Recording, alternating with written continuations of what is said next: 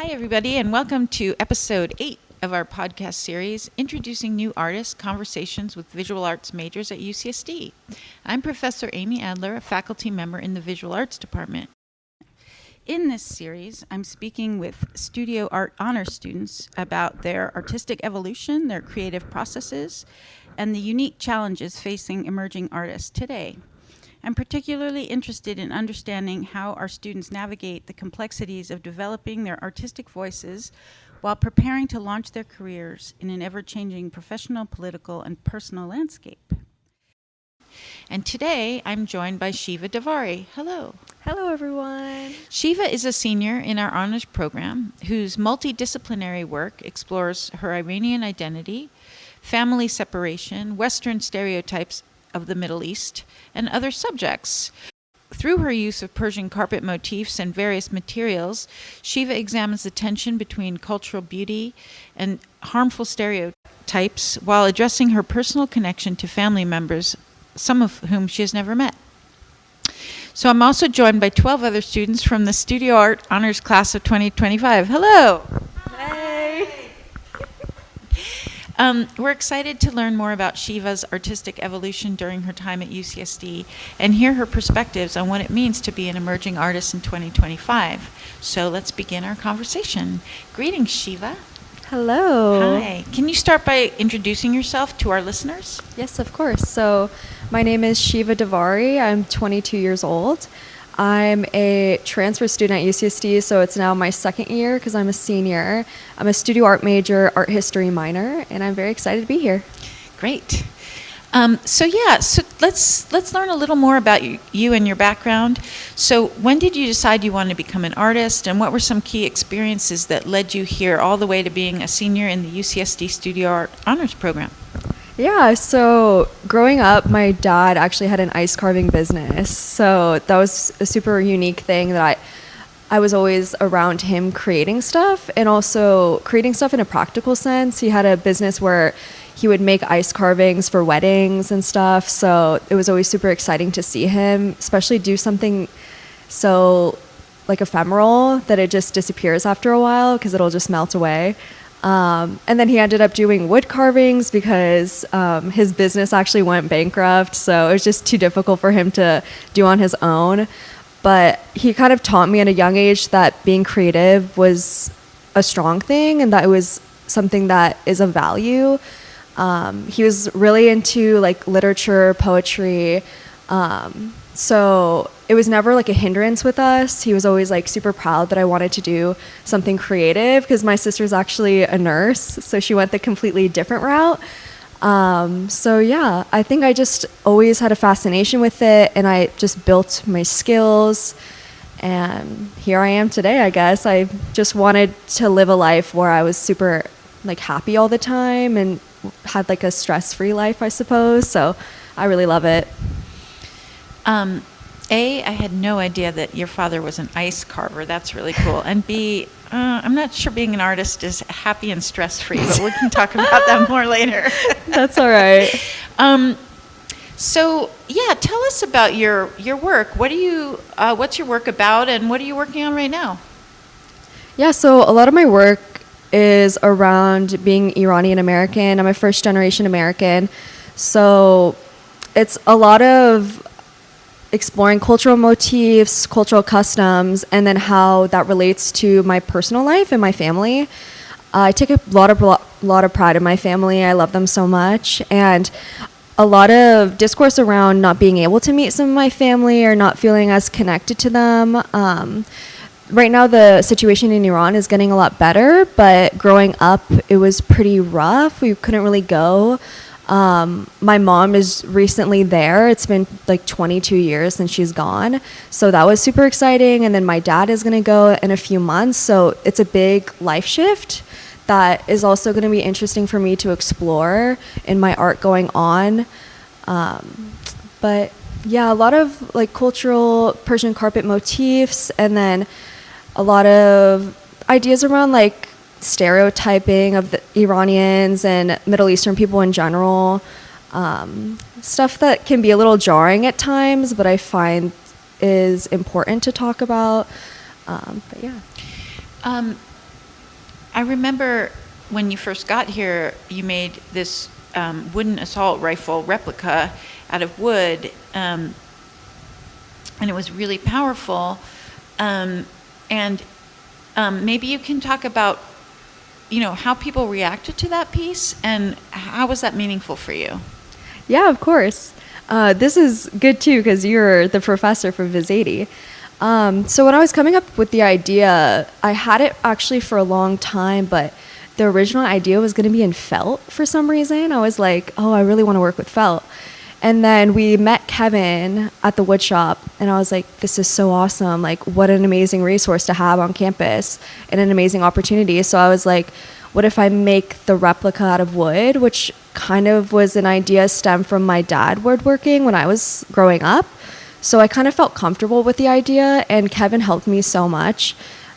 So the idea was sprouted. Honestly, I was thinking, I was like, how do I make a piece that's equally beautiful and jarring? Because the idea of like the stereotype of being called a terrorist is jarring and hurtful, but also I take a lot of pride in my identity. So it's like, how do I show the world that this stereotype is, first of all, not true, and second of all, like, should essentially be erased. But yeah, it was super interesting. And then I remember I went up to you before the final was due, because we had our Viz80 show at the end of the quarter, and I was like, hi, like, how can I do this? Is this allowed also? Because I didn't want it to be something that would make students uncomfortable, because that was essentially the whole idea, is that my identity might make people uncomfortable almost. And then you were very open to it. You were just essentially like,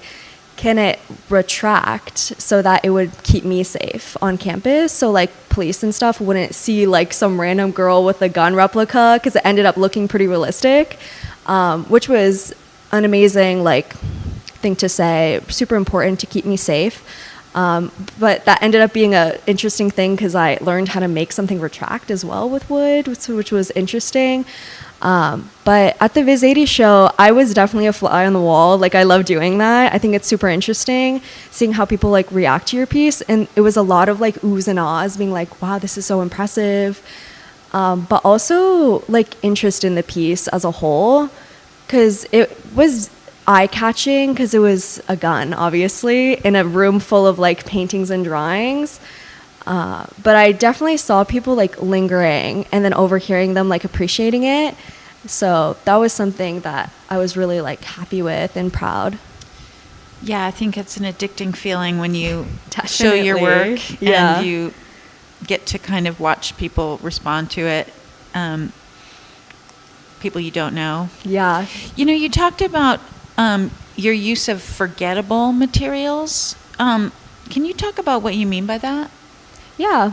I'm sorry, I should say, in your artist statement, you talk about forgettable materials. Yeah. So I use a lot of butcher paper for some reason. I think I just like the tone of it and the feeling. It's a heavier weight material, but also it's something that's made to wrap up meat and stuff. So it's something that's meant to be disposed of. And last quarter I was talking to Danielle Dean, and I was like, oh, I just really like the materiality of the paper. And she's like, well, why do you want to use butcher paper specifically? And she brought up a lot of interesting ideas for me, like crumpling it up or adding some sort of like different elements, 3D elements to it. But I think that the idea of it being forgettable is what was important to me, and making it something that was like of importance was also an interesting idea. And then also I made a large Persian carpet runner replica, and it's like the difference in material, so the difference between like a really high-end textile and then a paper that's meant to be disposed of was also interesting to me. And then having the motifs kind of like bleed in or disappear was also like something I was experimenting with, so I just found it interesting. It makes even more sense now when you talked about your father's ice sculptures just melting. Yeah, and vanishing. I didn't know that, but that's cool. That is amazing. Yeah, so some of your influences, you mentioned Margaret Boland, her layered painting techniques. So how does studying other artists shape your approach, to working, to combining portraiture with pattern work or any other ways that you work? Like why is that important to you? I think it's really important to look at other artists to kind of have a reminder that this could be a reality and that this is possible, and that being creative and unique is a strong thing, and I shouldn't really narrow myself down into a category based on any part of my identity. Because sometimes I feel the need, like, oh, I need to make a piece about being Iranian or about a specific part of my identity, when in reality I could just do whatever I'd like. And I think looking at different artists really broadens your horizon as well. Not just looking at people that have the same or similar identities to me, but altered or completely different, and getting a broader perspective, I think, is also really important. And how do you choose which material to use? Because you work across all kinds, sculpture, painting, drawing. So how do you make that decision when you're thinking about a new work? Honestly, it's like a feeling, and if the first material is a bust, I'll just keep running with it or like go a different direction. I'm the kind of person where I can admit when something doesn't look great or doesn't feel great, and I'm like, oh, this sucks, but life goes on, kind of thing. So, like, for example, with the gun piece, for some reason it was going to be a textiles piece, but then I was inspired by Kevin in the woodshop. So I think also sometimes I'm inspired by others and being like, well, maybe I could try that and see how it goes. And when it turns out well, it really does feel awesome and like, that's great. Yeah, I think a lot of work is driven by what's available and what's accessible to you at a certain time in your life. And it's really admirable that you are so open to pursuing whatever is the best approach for a particular work. You do mention that you're interested in repetition, like the carpet pattern that you painted with ink on the butcher paper was a very long and repetitive process. So what is it about this meditative, repetitive process that is interesting to you? I think I'm addicted to the feeling of feeling lost in something and like being consumed by it. I think a lot of artists love working so much because it's that feeling. And when I was making the rug piece, it was like I kept unrolling it and it just kept going. And I kind of didn't unroll it fully because I just had leftover butcher paper from another piece. And I was like, I'm just going to keep filling it in until I'm at the end of the paper. And that's what I did. So I didn't really know like how long it would be. It ended up being like very long, like from the ceiling basically to the ground. Yeah. I mean, I think that you have a really nice sense of space. Like you just had this solo show in the Camille Gallery and it was very elegantly installed.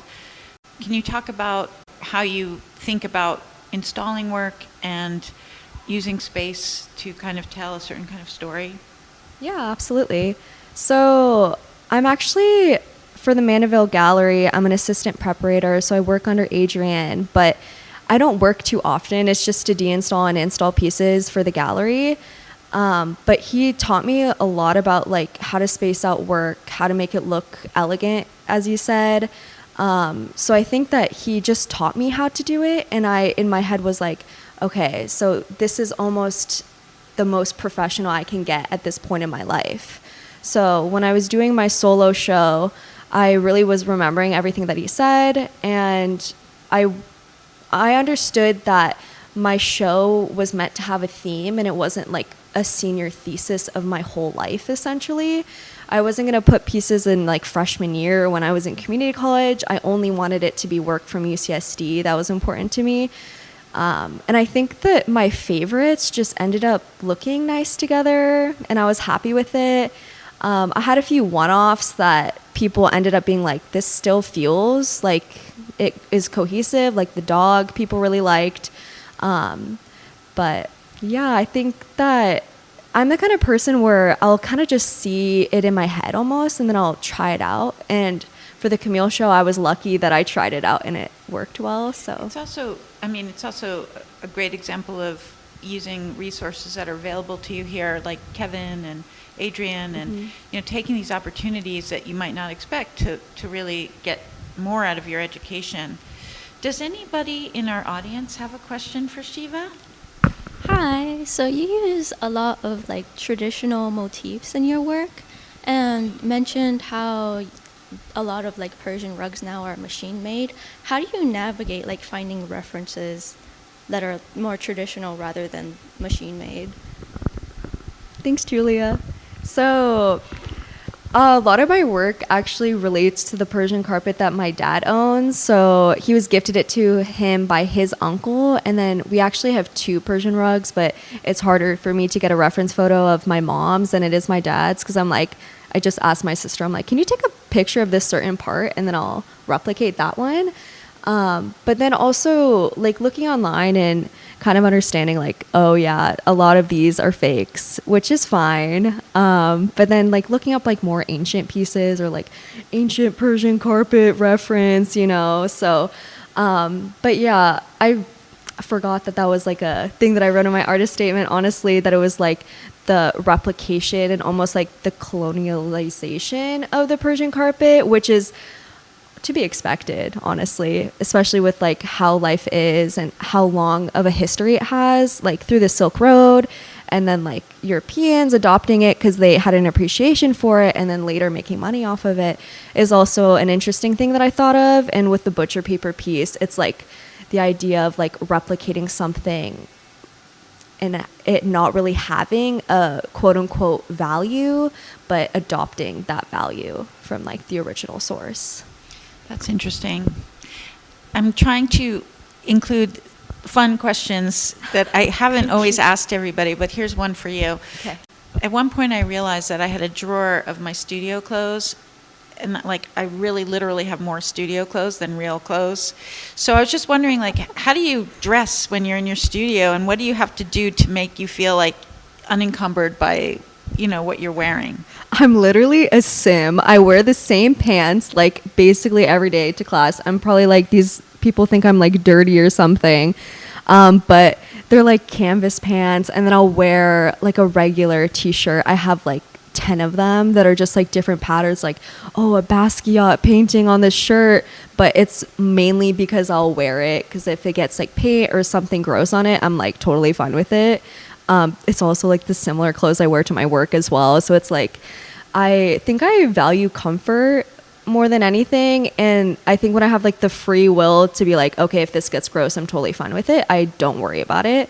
But there are some people in the honor studio that always are serving, and I'm like, I respect you so much, but I literally can't. But clothes can really change the way that you approach making your work. What you're wearing can really inhibit you, maybe, or make you feel completely comfortable. And so thank you for sharing that. yeah, of course. So art careers can be challenging in today's rapidly changing world, right? With AI and economic shifts, evolving social media landscapes. I'm curious about what drives young people to create art in 2025. Obviously, much different era than when I was in undergrad. And so how do you see your work responding to this moment, and why is it important to be an artist today?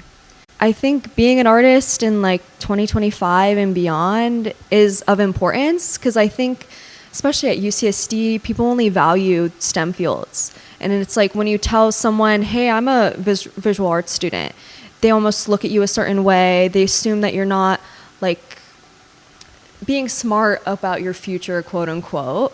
But I'm a kind of person where I think that art and literature and all those sort of things, like philosophy and stuff, is of importance. And the fact that people are so fixated on STEM stuff, honestly is probably rooted in capitalism and stuff like that, which I'm personally not too interested in, like catering towards. And I know that you said that creating can be this difficult thing, but I think that's why I like it so much, because it's like almost therapeutic to think about stuff so deeply, and to have a community where I can go and be like, hey, does this make sense? And they'll be like, yeah, this does make sense, and it's really reassuring. Or they'll be like, what if you think about it in this different way? And it's like, you just taught me something about myself, which was crazy. But yeah. Thank you. I know you're going to have a good answer for this one. So what advice would you give to a freshman or sophomore just starting out in the Viz Arts department at UCSD? What are any secret tips for navigating classes, professors, or resources you wish someone had told you earlier? Absolutely. So I'm very big on upper division students or like upper grads filing for the Camille show early, like very early. So when I was filing, I did it in the middle of fall, and I ended up having my show in the middle of winter because it had like an overlap or like an overflow list that no one really knows about, because Nick is very sweet. He's like, it is first come, first serve. So that's something to think about. A lot of students found that out late in winter quarter, and the seniors weren't able to have a show in the Camille. But then they were able to have a show in the Up There Gallery, which was an amazing opportunity, and I'm really grateful that they had that chance. But I really want people to kind of be aware that being earlier is always better in your career, and like being ambitious even when you don't really know exactly what the show is going to look like. I honestly didn't know what the show is at all. I sent kind of a terrible proposal to Adrian and Nick, but they were like, oh yeah, like you're a senior, first come, first serve, like go for it, which was awesome. And then also, obviously, I think a lot of people have said this, but using all the resources, going to Kevin, going to the SME building, the Envision Lab, and just exploring all the materials. I didn't even know we had silk screen printing, and it's in here in the room today, which is awesome. But kind of just like abusing all of the resources on campus and trying all the cool gadgets, because you're the one paying for it. That's wonderful. I mean, there's always students that, you know, see the glass half full, and you're definitely one of them. So that's wonderful. Here's our last question. With graduation approaching, what challenges do you anticipate in transitioning from student to professional? And how are you preparing for this shift in terms of studio space, exhibition, finding ways to support your practice? And how do you see your future unfolding in the next few years? Yeah, absolutely. So I'll be honest, it's very daunting, because the way that America has set this structure up for us is like, since we've been a baby, we've been in school. And I'm very much a structural person. I'm kind of type A. I like having like a schedule and set goals and stuff. So it's daunting to be like, now I'm old enough and I'm at the point where I'm going to be the person that is setting all my goals. There's no structure for me anymore. And said structure societally is get a job, work until you retire, which is one that I'll probably kind of be doing in the beginning. Right now I'm looking at a job, maybe preparatory work in a gallery, or even like prop technician at a theater in San Diego, stuff that would help me build up my skills and like things I've already done, like carpentry. But kind of, I have a more realistic point of view in being an artist and understanding that money exists and I need it. So I'm going to have a job, but my personal practice is never going to end. And I would love to apply to grad school. I think I'm the kind of person where it's going to be a few years for me. I feel like I'm at this weird transitional point where I'm like nearing development, like fully developed human being, where it's like I'm gonna need like 4 or 5 years of adulthood to be like, I feel really comfortable with myself. And I think that when I'm really comfortable in myself, in my craft, I'll be ready to apply to grad school, because I want to know exactly what I'm doing so I don't waste like the 3 years that I'm there, essentially. But yeah. That's perfect. I think that that's the right attitude, that you really need time to kind of prove to yourself that you're going to make art when you're out of school, first of all, and secondly, that you can somehow juggle, surviving and being an artist at the same time, which I absolutely have confidence that you can. Thank you, Sheeva, for this wonderful conversation today. I've been so impressed with your work and how, you make these thoughtful material choices, and how you transform personal experience into visually powerful artworks that are challenging and challenge viewers to reconsider their preconceptions and see broader perspectives that extend beyond stereotypes into something much more universal. So it's been an absolute pleasure watching you work and develop over these past several years. So thank you, Sheeva. Thank you so much. And to our listeners, thank you for joining us for this episode of Introducing New Artists, Conversations with Visual Arts Majors at UCSD. And we'll see you next time. Thank you. Bye.